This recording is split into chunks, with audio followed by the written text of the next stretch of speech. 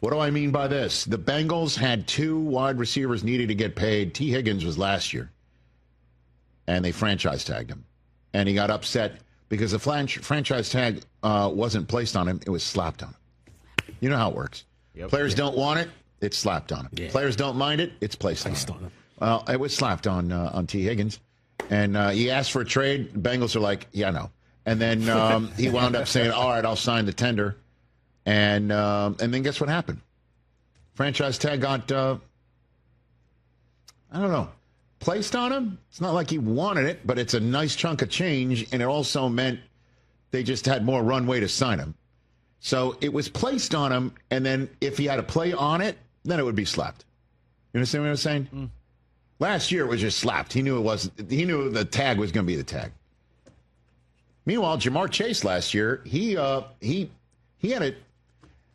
a case for getting paid, meaning it was earlier than most teams would pay a wide receiver because he had one more year of contractual control on his 5-year-long rookie deal. That would be this year.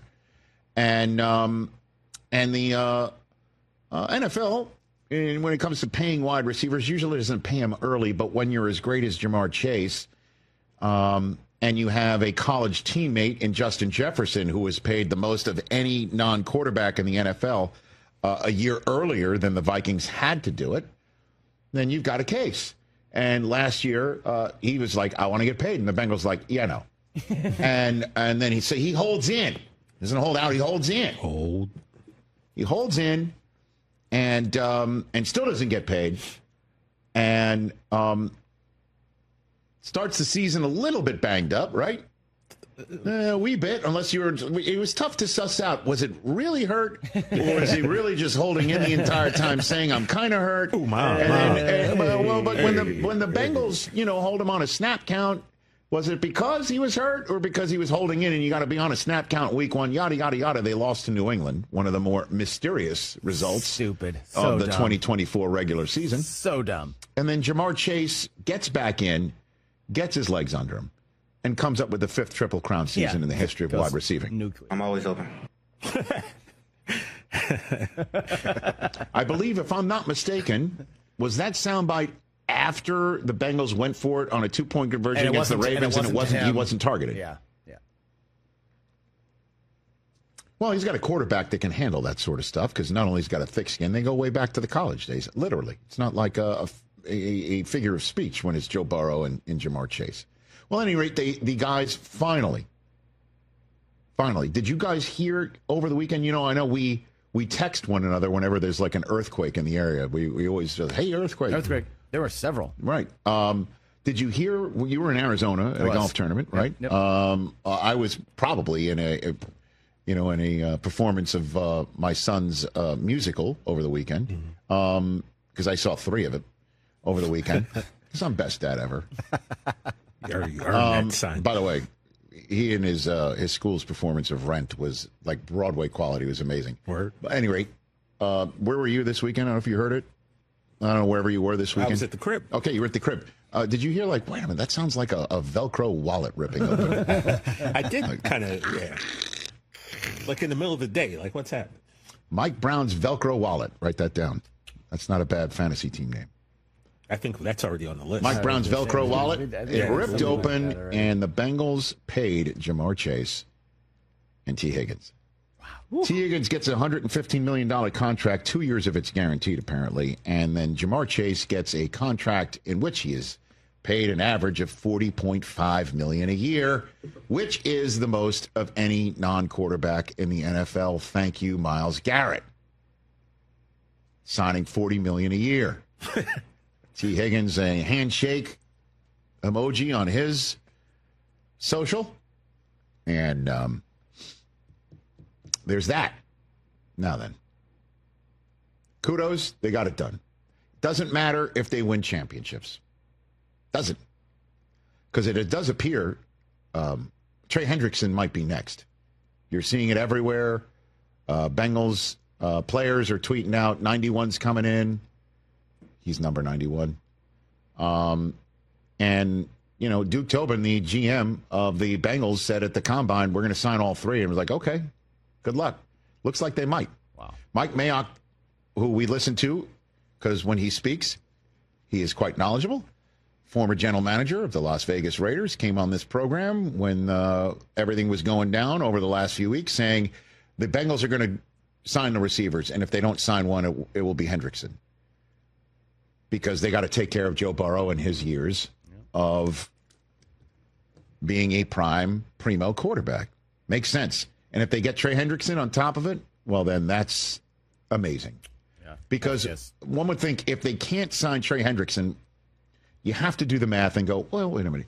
Could have signed last year. CeeDee Lamb signs for $34.5, right? Took less than Justin Jefferson.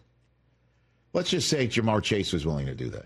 Well, let's just say he was willing to go, I'll go what you just did for me here by beating the top annual salary of a non-quarterback by $500,000. Okay? Let's say they would have gone 35.5. Oh, this is 40.5. That's $5 million more a year. Could have done it last year for cheaper. And $5 million more a year. Let's just say the delta between they and Trey right now, it's $5 million a year. You know what I mean? Let's just say that's what the delta is. See where I'm going with this? Uh-huh. I don't get it. Unless, again, there's cash issues. Because you got to, when you're guaranteeing salary, place cash aside in escrow. And if there's any cash issues, and I don't mean to cast any aspersions, because that's what I'm left wondering. Why would a team that knows they're going to sign somebody wait? I don't get it. I mean, we always give the Cowboys crap about this, and, deservedly, but man. Dude, this team. The price for Micah just went up $1 million a year. Because the Bengals beat the Garrett contract by 0.5. Mm-hmm. And if you got to beat this contract by 0.5, that's now $1 million more than Garrett. If you beat the Bengals to the altar on Chase, that's $500,000. That could have been, somebody else's running back that was third on their depth chart that they're willing to give the starter's job to. Honestly, that I know that sounds like I'm being sarcastic, but that is the way they're building their roster right now in Dallas. And I don't mean to congratulate the Bengals by kind of broadsiding them while giving the back of my hand to Dallas at the same time here, but it's the truth. I thought we were all crapping on the Bengals, and then somehow it got turned because back. Every signing of this note does have a ripple in the pond. It does have a ripple in the pond. And anybody who's got to pay a top-notch non-quarterback in the league, just watch the price of T go up. You just watched it go up. Now, Trey Hendrickson apparently is going to accept $30 million a year. And I know this just sounds like ridiculous money, and it's generational enriching. But he's an older pass rusher. And that's a lot of money for a guy who's going to be 31. We don't know if he's got how many more great years left. Does it matter, though? You got to sign him if you can. Your overreaction Monday subject matter that was first up, I believe, on the pod, where everybody can check it out right now. Please, wherever you get your pods, and also the Rich Eisen Show YouTube channel, was if they don't sign Trey Hendrickson, they're going to get right back to 2024. They're going to miss the playoffs. Yeah, that's not going to matter. And I call that an overreaction because Myles Garrett hasn't turned me into a complete cynic just yet. We're getting closer, though, every day. But, that's the issue here, was last year they had Burrow and Chase to the tune of a Triple Crown season. And then when Higgins was healthy, they had Burrow, Chase, and Higgins. And then they have Chase Brown, who's terrific, right? They signed Gesicki again, didn't they? Yep. So they got that side of the ball kind of handled. They're doing everything that Joe Burrow has been asking. But is it going to matter? The AFC is so deep and stacked with star quarterbacks, star teams, loaded. I don't know what Cincinnati's got to do. Well, take a look right there. I mean, But that missed the playoffs this year. That's what I'm saying. They got a new defensive coordinator in Al Golden they brought in. And, you know, he was the Notre Dame defensive coordinator that's formerly from Cincinnati, where he coached the linebackers earlier this decade. And they're hoping that will help the process. And if they bring Trey Hendrickson back, now you're talking. Now you're talking. And go draft. Go draft and go find your front seven to go hunt Mahomes. With all due respect to the rest of that division that just appears to be getting tougher for them to win. So getting Hendrickson would be very crucial for them. They lost. You're paying nearly $70 million a year for two wideouts. It's a model that's really tough to sustain. The offense wasn't the issue last year. Joe Burrow coming on.